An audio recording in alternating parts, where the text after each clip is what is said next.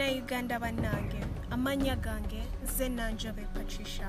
Ndi muyizi mu ttendekero lya Makerere University. Ndi mwaka gwange ogwokusatu nga nsoma busawo. Nga mugenda mu maaso n'emirimu gyammwe egya bulijjo oba nga mwetaba mu bulamu bwammwe obwa bulijjo, mujjukire nti ekirwadde kya ssennyiga omukambwe ekya COVID-19 kikyaliwo wakati waffe mu ggwanga.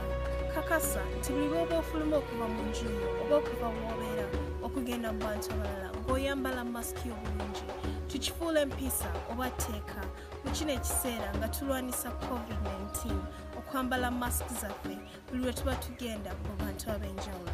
Masiki yo gyambale bulungi. Nga tonnayambala masiki yo, kakasa ng'onaaba engalo zo bulungi ng'okozesa sabbuuni n'amazzi amayonjo oba ng'okozesa sanitizer. Masiki yo gikwatire ku gguwa bwayo ng'obika ennyindo yo n'akamwa ko bulungi ng'okakasa nti eyitira ddala wansi w'akalevu.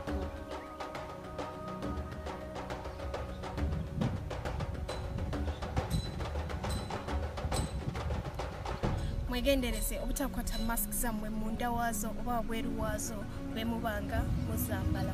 Bw'oba okomyewo ewaka, masiki yo giggyeemu. Bw'eba erina filter oba akakuŋŋoota, kaggyeemu okwoze kokka.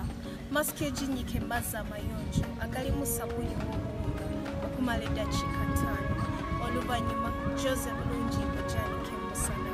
Bw'eba ekaze, gigolole bulungi ogitereke mu kifo ekiyonjo, gamba nga ebbaasa oba akasumaali.